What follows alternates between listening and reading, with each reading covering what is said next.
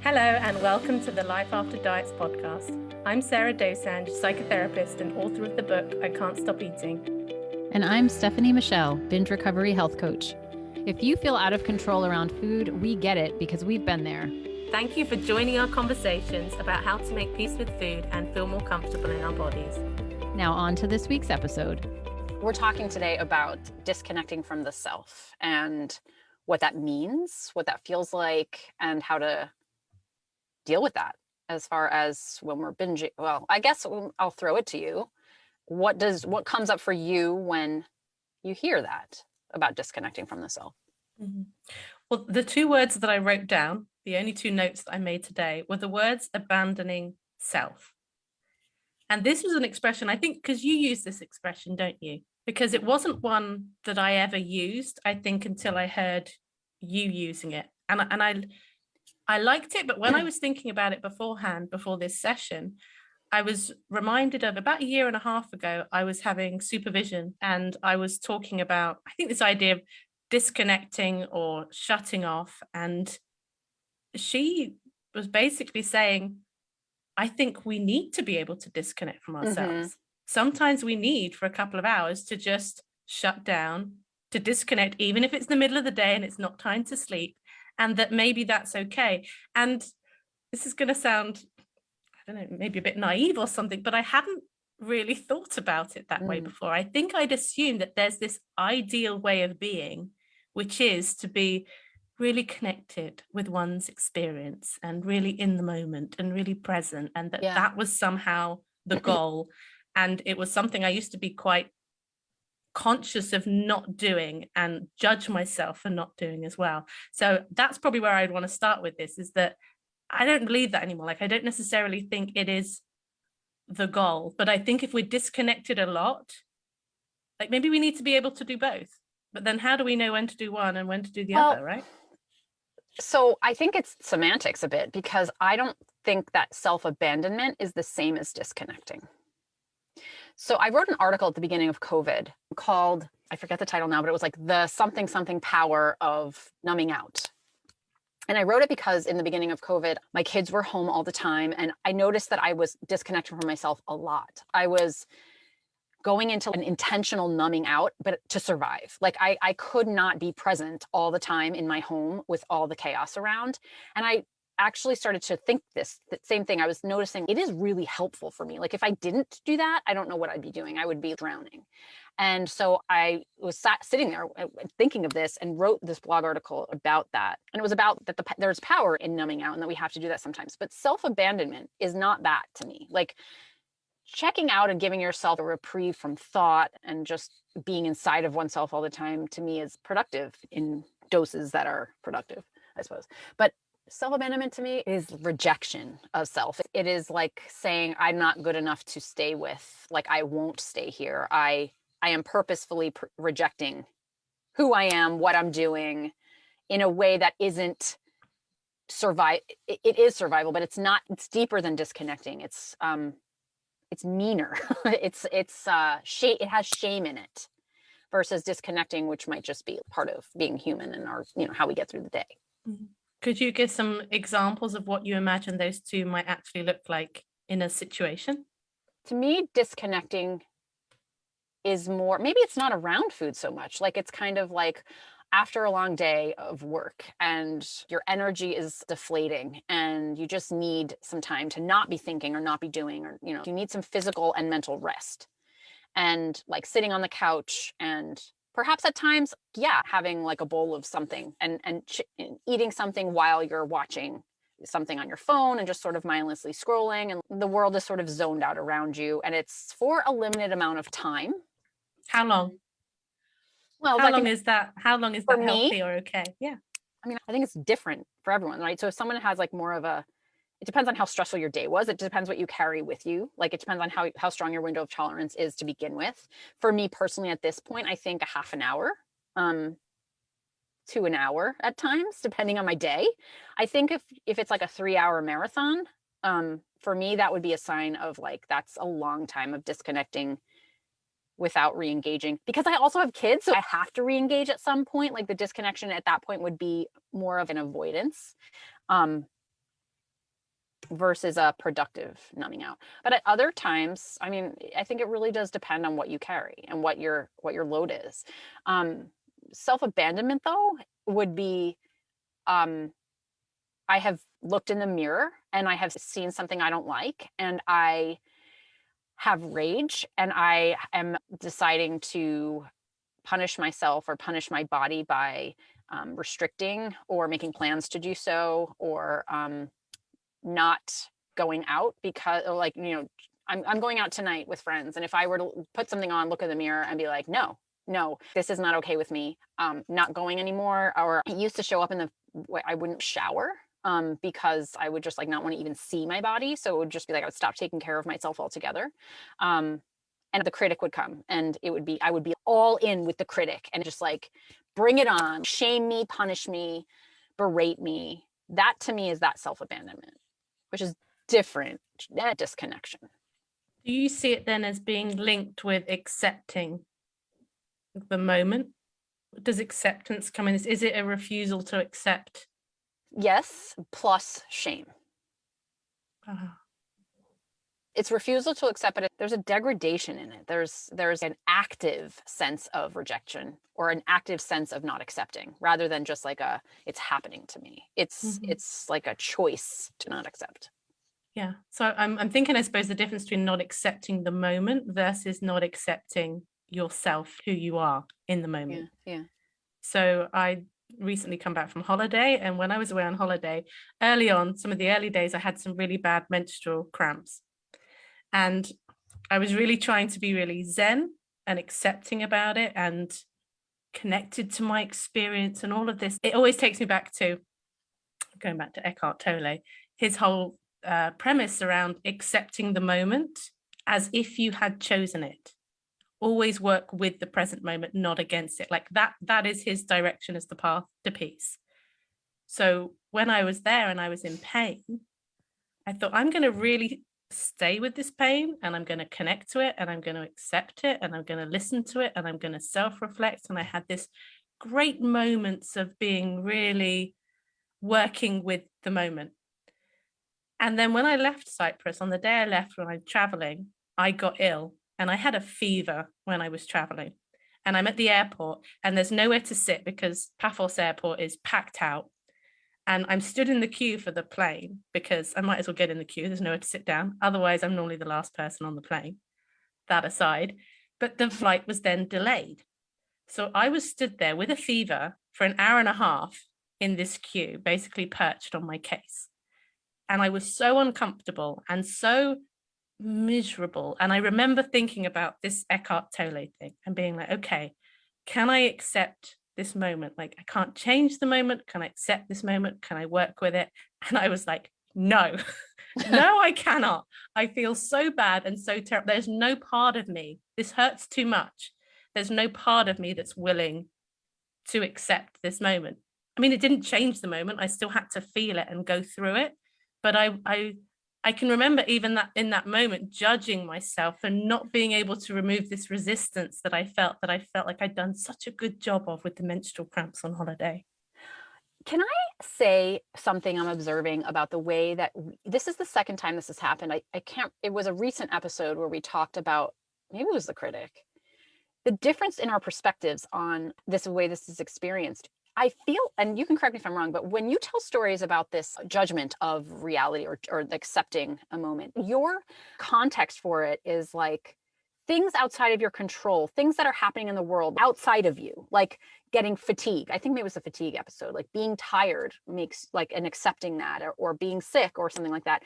And mine is always like who I am, like I don't accept me. And yours is more, I don't accept, or like the acceptance is more around what's happening to you or your experience of something. Do you notice that? Or do you feel that that's true?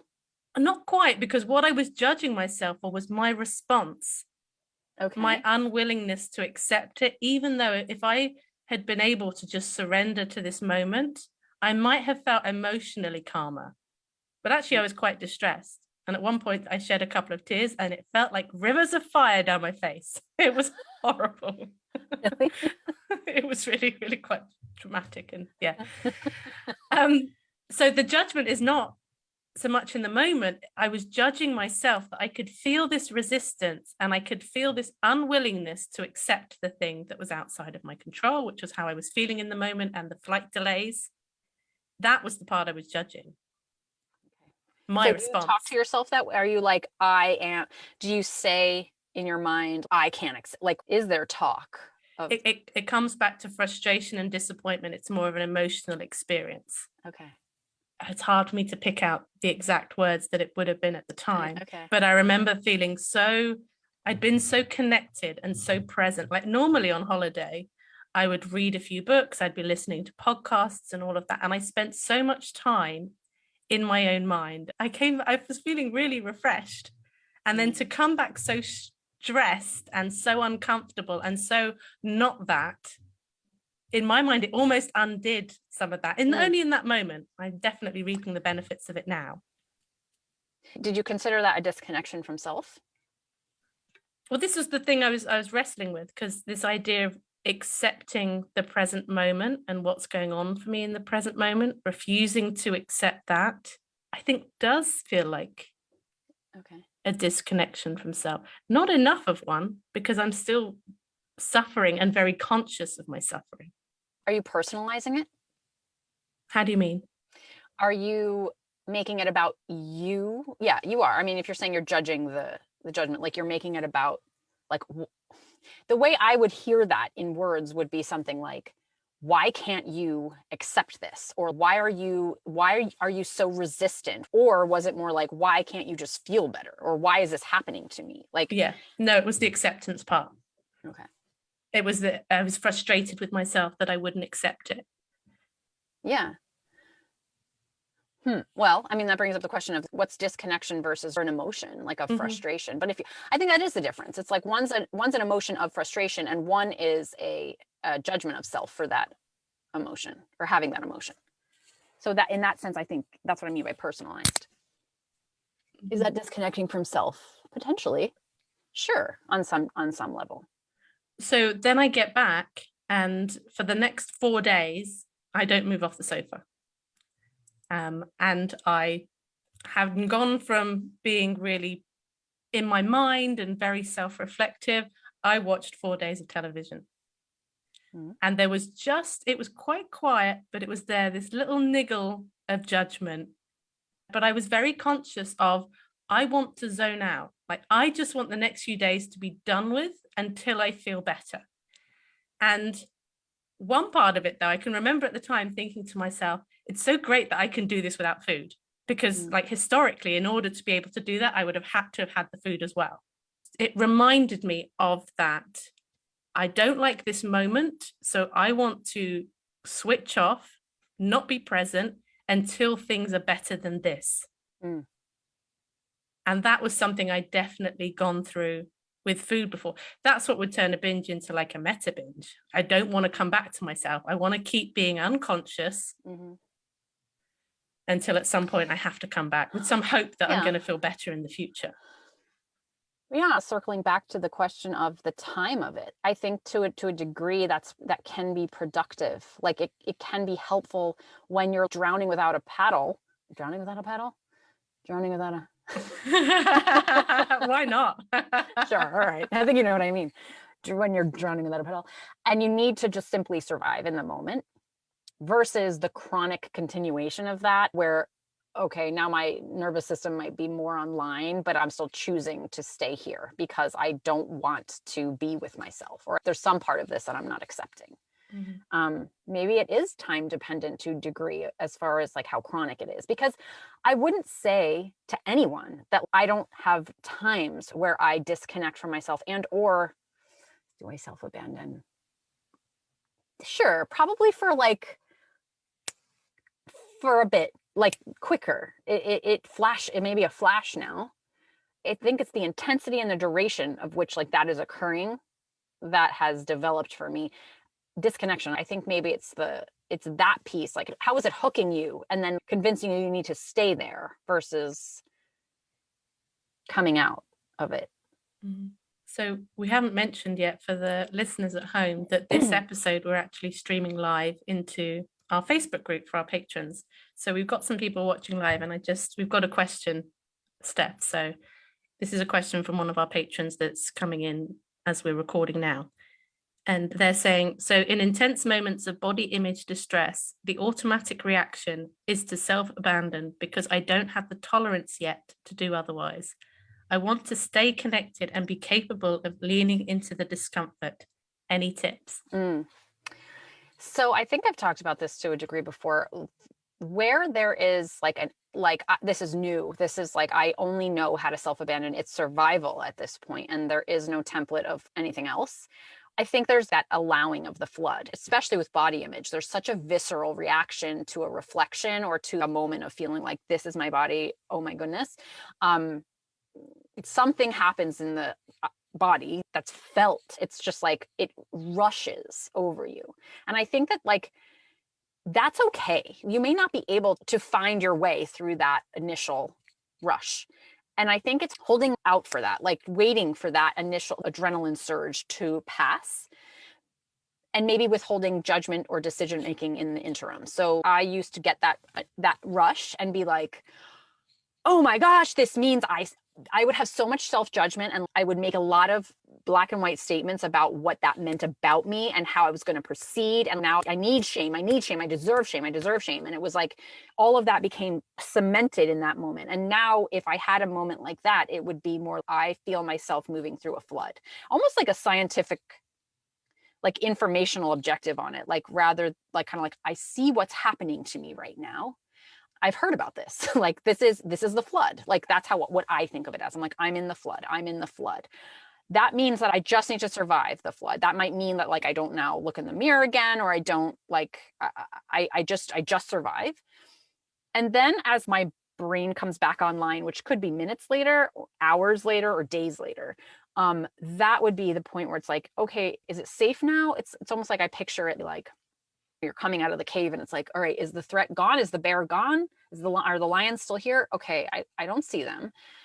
I still know there might be around and I could trigger them, but okay, what do I need to do now? How can I think about this with my whole brain now, instead of just the part of me that is so primally activated in that moment? And then that would be where some of the tools come in, as far as, what do I know about connecting with myself? Is it just a matter of wanting to connect with myself? Is that enough for right now? Like, this is going to depend on where you're coming from and how disconnected you feel from yourself in general, versus, it's like what stage you're in, and like inviting in something new, little by little each time after that flood passes. And I would think of the work as being coming back to yourself sooner. So if I think about it, for me, it makes sense to think about it more in terms of the actual binging. And I'd had binges that lasted for months. But as I was much more into my recovery, they were not that long. They got shorter and shorter. So the binges that just kept going, for me, that was my self-abandonment. I just wanted to lose. Well, I don't even say I wanted to lose myself in the food. It didn't feel like a choice. Yeah. It felt like I was just in it. And the thought of coming back to myself was just unbearable, unimaginable. And so I think that it might be looking at it the wrong way, to go, how do I not self-abandon? That might not be the place to start. It's like noticing when you do, what does it take to get yourself back? For me, it took a lot of self-compassion, forgiveness, acceptance, all those kinds of things, but they weren't immediate. For a long time, it wasn't the case that I'd have a binge and then I'd be able to just accept and come back to myself. I got to that point, and that was a big chunk of my recovery, was being able to recover very quickly from binges, and then they became fewer and fewer and further apart. Whereas I know that for you, your binging was a bit more like you gave yourself permission and the binge eating reduced, whereas for me, I was still moving in and out of it for quite a long period of time, for a couple of years, until I got to the point where I was like, this isn't a problem for me anymore. Yeah, so interesting. For the record, I binged with permission almost. It wasn't binging, but it was like I was still eating quite a lot of food for 6 months into my recovery. But yeah, it wasn't like years later. Okay, so I'm going to give you a story. Last week, I was looking in the mirror And I don't typically look at my backside because I'm looking forward in the mirror, but I did this day. I turned around and I was like, oh, like that's bigger than I don't know, than I guess was in my mind at the moment. So I noticed it and I had a bit of a flood. And so I noticed that I was having a flood, and it was like, because I'd had it so many times before, you know what I mean? So it's like, at this point, I know what that is. So I like went about I was like, I'm going to stop looking. Like, I'm just going to go brush my teeth now. That's where I was on my way to do anyway. So, okay, I'm going to brush my teeth, recognizing that like my system's a bit heightened. But I'm going to go through my motions right now. I'm suspending judgment on what this means. I know I'll come back to it. So I'm just moving through, and I'm doing things that take energy because I have this rise of energy. Like, that's how I experience a flood, is some surging of energy. And so I'm cleaning and hanging up my shirts and then within minutes, I'm okay. And how I see the connecting back to self looked like this. Number one, it's one mirror at one angle, and I can take that with a grain of salt because I know that mirrors change. I look different in one mirror than in another mirror, and I cannot possibly use one mirror as like a fact. Number two, yes, I do have a big butt, and I always have. So there's some amount of acceptance of that. Like, I'm not going to run from that fact. It is something I know. Number three, I don't need to judge it. Like, there was a part of me that was like, why do I automatically need to be like, this is bad, you're now different from other people, this is an ostracizing thing? Like, of course I know why, because like this was the message I got when I was young. So automatically I have an association of seeing that and immediately assuming that it makes me different. It's something people will notice and point out. Like, there's some form of a rejection in it. Number four, I was like, the Kardashians have reinvented butts, so these things evolve. So my judgment of it, I don't know, maybe I don't need to be sure. So like all these thoughts come back in. There's more ways of looking at this. There's more techniques that I use. And I started to use them because my whole brain could come online to do that. I couldn't do it in the flood, but afterwards I was like, now my brain's coming back. I know this technique I use. I know this, and I have a bunch collected at this point. So I started to plug them in. And at that point it was like, okay, I can put this in its perspective. Like, again, not walking away skipping, but that to me is what reconnecting with the self is. It's what not abandoning myself, I guess, would look like. It's, can I offer myself some other perspectives? Can I use some tools? Can I re-engage in my life? Can I minimize the importance of this for myself because I don't deserve to sit in this criticism? I have long ago decided that. So to me, that's like in action what it looks like. Mm-hmm. So you said when the flood came, how quickly did you recognize it was a flood? That Immediate. language. Oh. But I mean, there's a difference between having that moment where you think you're seeing something, you think you're realizing something about your body, and then there's the moment where you recognize, oh yeah, this is the thing that happens. Okay. What was the time difference there? For me at this point now in my life, milliseconds. I know it, but it didn't used to be that way. So I even came up with this term, the flood, only like a year and a half ago. When I put language to what I was experiencing, I was doing some work around noticing what my body was feeling. And so I was starting to understand, oh, when I see an image, I notice that my face gets hot and my chest goes up and like I almost get fuzzy. Like, and so when I started paying attention to how my body was feeling, I noticed, I was like, that's like a surge of adrenaline. I was learning about the nervous system. So I was applying it to that. And I was like, okay, it's like a flood. That's what it's like. So I started to call it that. Once I had a name for it, when it would happen, I'd be like, oh, it's that thing. It's that thing I've been talking about. And like, it's that puzzle I've been putting, yeah, this is that flood thing that I've been thinking about. So now it's like immediate. I've trained my brain to understand that that is usually what happens in that kind. That's what that feels like. So it didn't happen overnight that I was able to do it like that, but it is now because I've been training my brain to understand that that is what happens. This is what it feels like. And it usually happens around body image, my children, and other points of fear I have in my life. Like I have particular floods in situations that I've come to expect. Mm-hmm. Is it all similar feeling that comes through, whether it's your body, whether it's something else? It's the same sensation that rushes through? Yeah. So one has a fear attached and one has anger attached.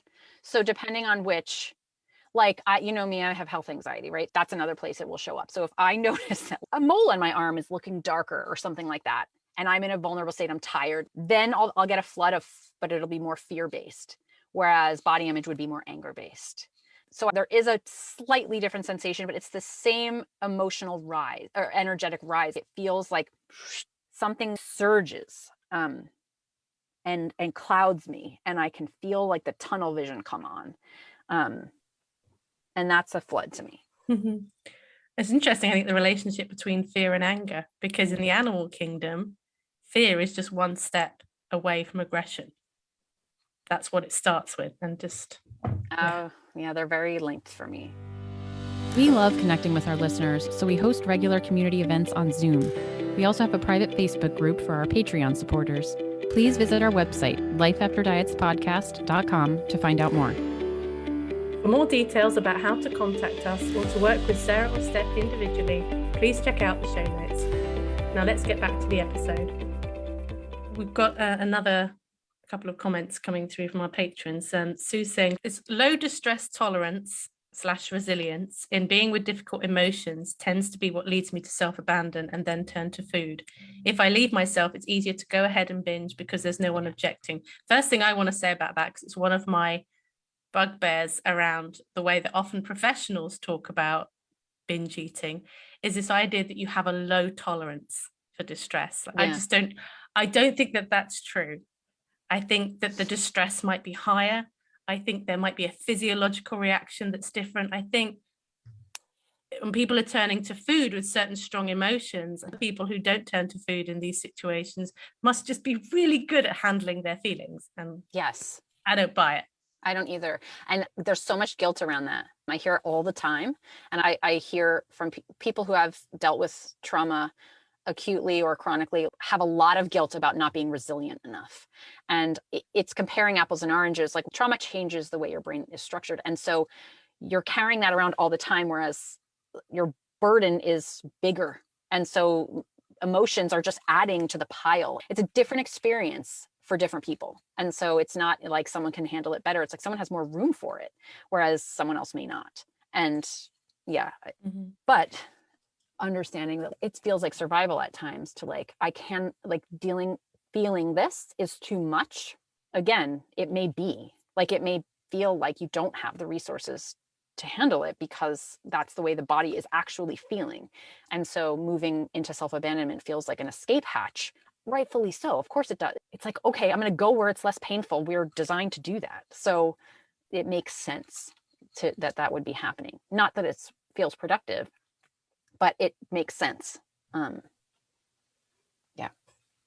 Yeah. Someone's commenting, I guess acknowledging what is happening, even self-abandonment, is what could actually take me out of self-abandonment. Yeah. The minute you name it and recognize it, you are paying attention to, well, at least to your experience. Yeah, yourself. That's so true. It also invites that third party perspective. Okay, so what about the scenario then? I'm going to move it away from food. Let's say somebody's in a social situation and they're feeling maybe a bit uncomfortable in their skin, a bit awkward, a bit socially shy. And they reach for alcohol to manage those feelings. Would that be a type of self-abandonment, do you think? Again, I think it depends on the intensity and duration wouldn't apply there, but more like how heavily we're leaning on it. I do that. So sometimes I'll go to an event and I'm, again, more vulnerable. I've had a bad week. I'm tired. I have a lot on my mind.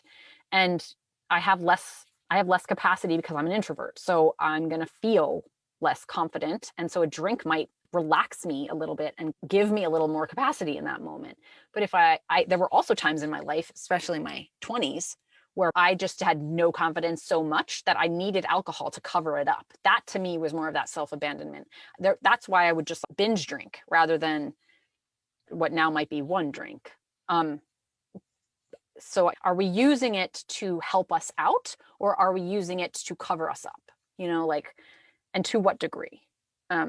There's a threshold of where something productive crosses over into unproductive. Like there's a window for that, and knowing where that is and when you're crossing it is helpful information. And it's not judging it. It's just saying, here's where I've just had a drink and I'm loosened up and I feel like I have more capacity for this right now. Now I've had 3 drinks and I feel like at this point I'm just numbing out. So something I was conscious of when I was when I came back from my holiday and I wasn't well. And then I got back and the next day I tested positive for COVID. So I had COVID.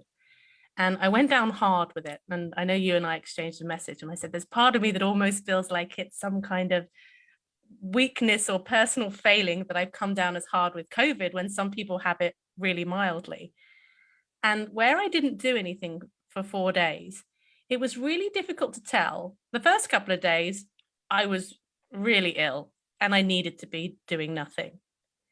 The next couple of days, it was hard to tell whether that was what I needed or not. And I couldn't even tell if I was getting this post-COVID fatigue because I wasn't doing anything to see if I was going to feel fatigued by doing something. And there was part of me that was going, getting a little bit too comfortable like this, Sarah. What if you never feel like doing anything ever again? And that, I think, has always been the tricky, that gray area that I think so many of us struggle with finding, because I would say the Sunday and the Monday were kind of these gray areas. I didn't do anything on the Sunday. I reduced my workload on the Monday. And then on the Tuesday, like I came back. I wanted to do things. I recorded my YouTube video, not because I felt like I had to, because I actually wanted to. So there was something I almost doubted. I wasn't quite trusting that I was going to come out of this naturally without some kind of big effort or big push or just making myself fully come back to myself. Yeah. I think that speaks to our discomfort with gray areas. Like it did come back without, you're saying, I was going to ask you, did it return and did you have to push yourself for it to return, or did it just return? And I think where there's like, I'm not feeling terrible, but I'm not feeling motivated. It's like we're so uncomfortable with that because it's not clear. And it's like, then trust has to come in. And where I think self-trust is so hard, especially after being in, I'm sure it's hard in other areas too, but like disordered eating robs us a lot of our self-trust. And taking that and like putting it in your memory bank, as far as this is another example for my trust. Yes, it did come back. And it was preceded by a couple of days where I didn't necessarily feel awful, but that was obviously part of your resting. Yeah. Melissa's just mentioned the threshold can feel like it happens with emotional eating. And I think emotional eating is such a, talk about a wide spectrum. When we talk about something like emotional eating, there are ways that emotional eating, I think, can feel like such a place of support into something that feels like way more destructive. It's true.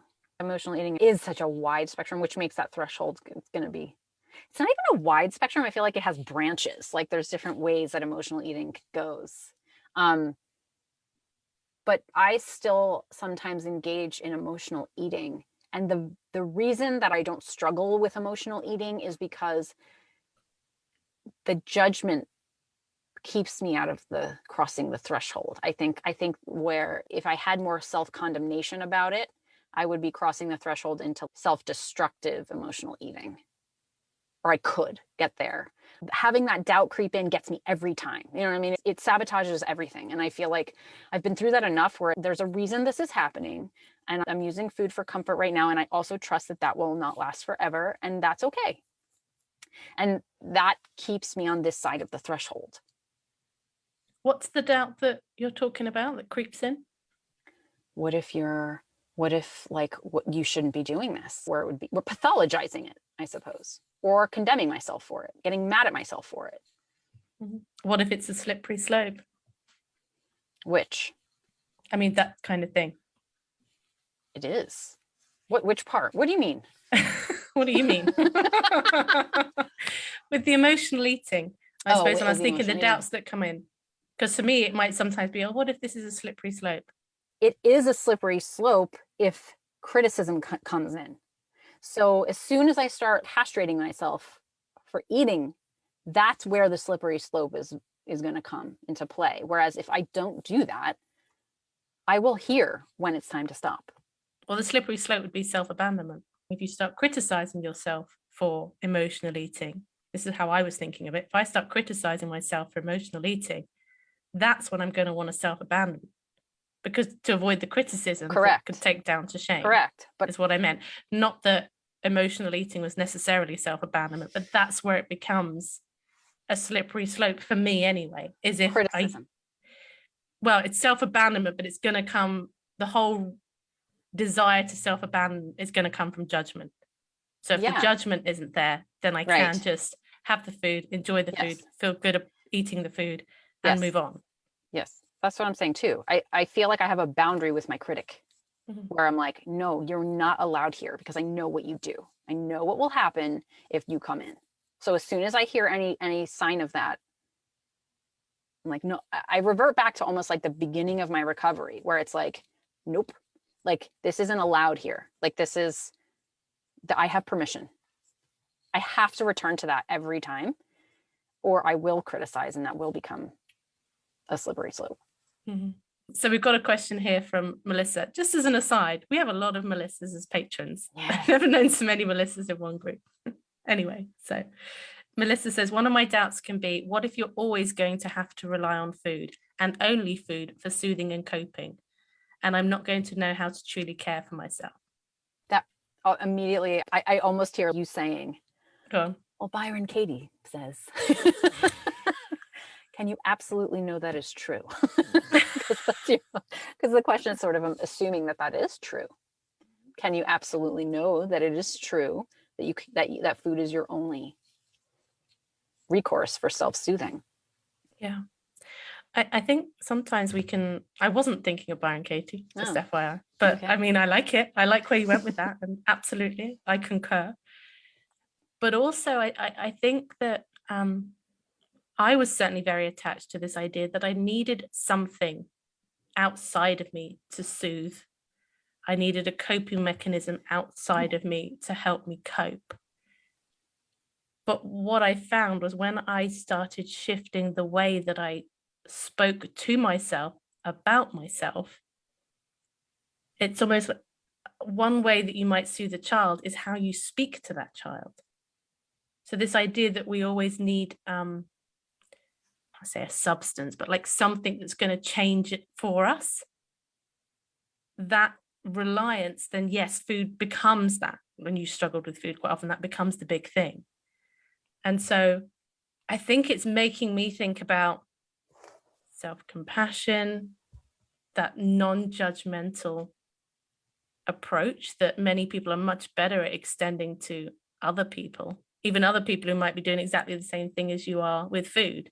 Much easier to hear what someone else is doing and go, come on, give yourself a break. What's your crime? All of that.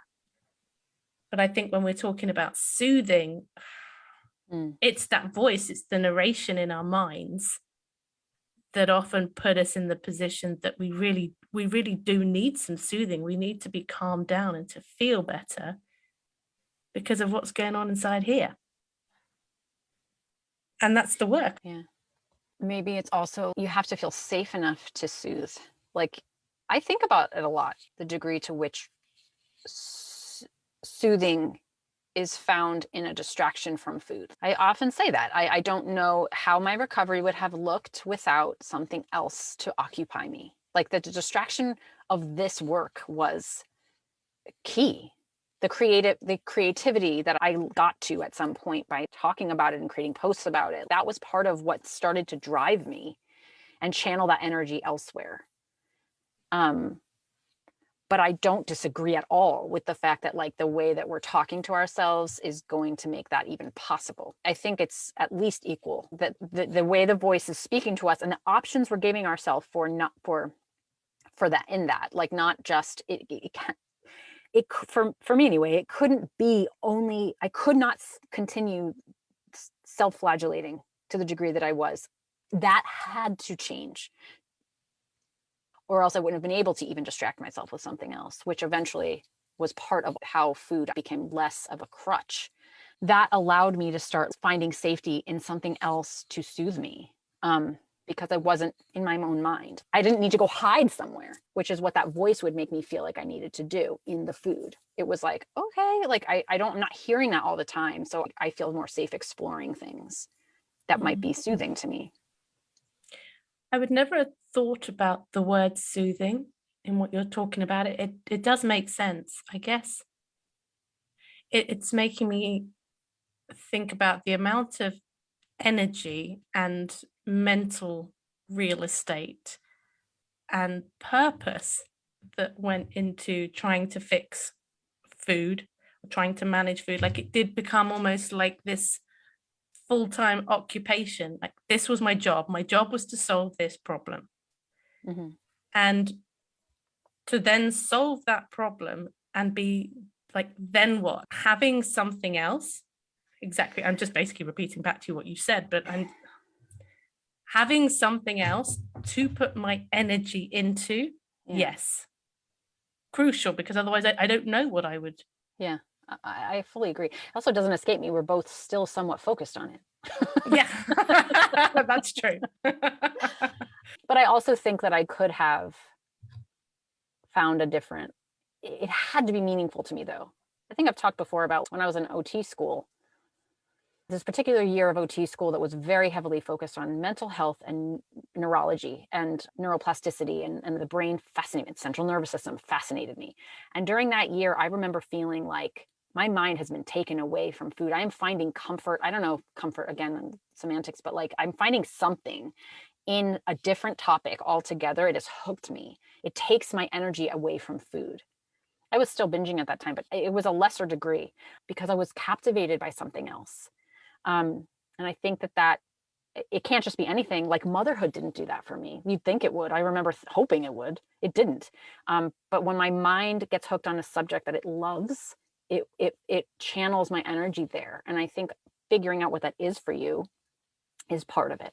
Right? It's like it's going to give your creativity an outlet, and it's going to give you an opportunity to have the critic sit down because it's distracted.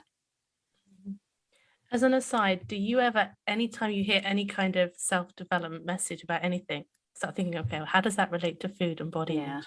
everything, every time. Yes. We're still obsessed, Steph. I know. I'm okay with it. That is fine. It's productive for me. I was just going to read another comment from our patron before we Yeah. start thinking about bringing this episode to a close. My harshness, critic, judgment on thinking I don't have enough discipline keeps me stuck and traumatized. And recently I have realized that if I connect to my commitment and desires for change is the kinder approach which allows space for change. I was really stuck in using alcohol to soothe in the last year and was so frustrated I could not shift it. But it shifted last week by embodying the insight around how different commitment is compared to discipline. One works and the other doesn't. Oh my goodness, like this was my story for the longest time. I was not disciplined. I was not consistent. I really like the way is it Charles Dunning, the guy who wrote The Yoga of Eating. I don't know He that. talks about discipline as self-remembering.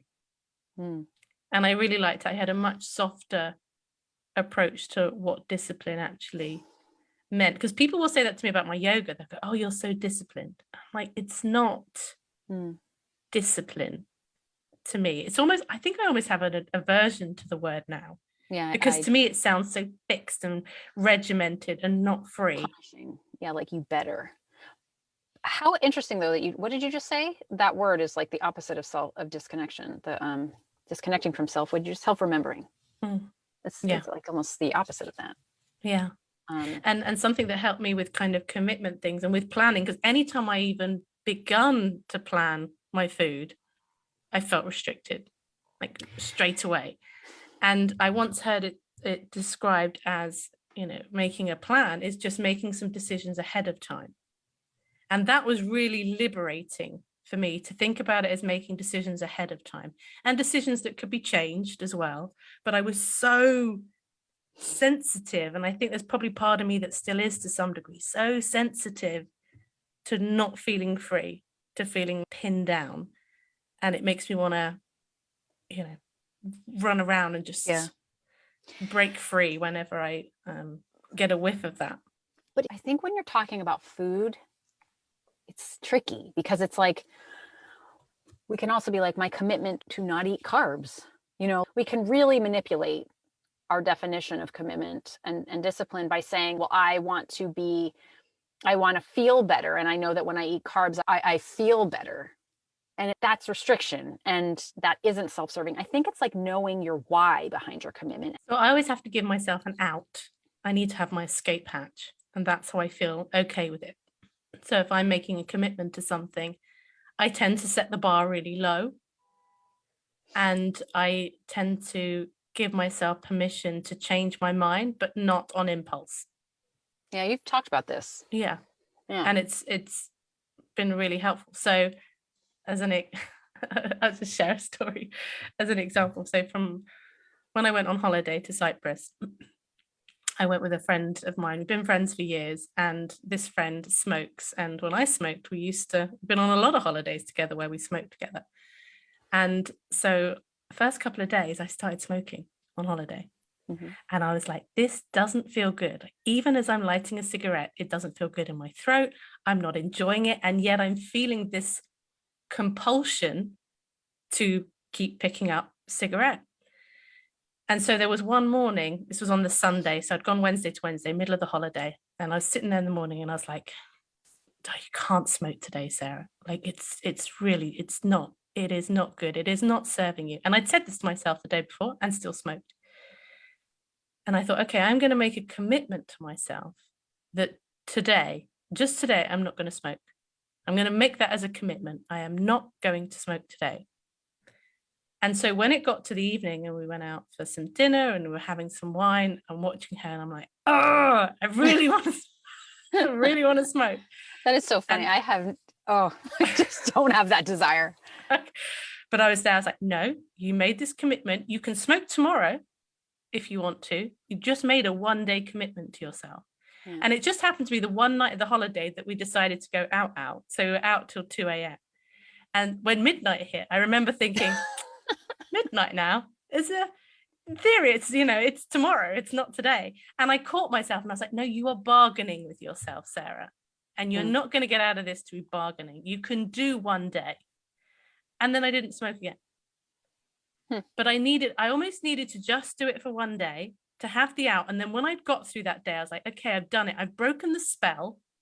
Yeah. I'm really glad that I did it. I appreciate that smoking's different to eating, because eating can have ties in with restriction as well.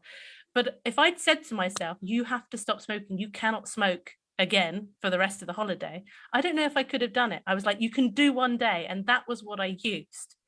But it was very much a commitment. I was like, I am making this commitment to myself. Maybe commitment would be a whole episode in and of itself. Commitment and discipline. Yeah. Yeah. Wow. I just want to say a big thanks to our patrons who joined us live. It's fun doing them live and having people to interact with. And if anybody wants to join our Patreon community, you can go to patreon.com/life after diets, join the community, come and join us in the Facebook group. We do live episodes in the group. You can have an influence over what subjects that we talk about. We do monthly Ask Us Anythings just for our patrons as well. And it'd be great to have you there. So anything you want to add before we say goodbye, Steph? No. Let's go to the bathroom.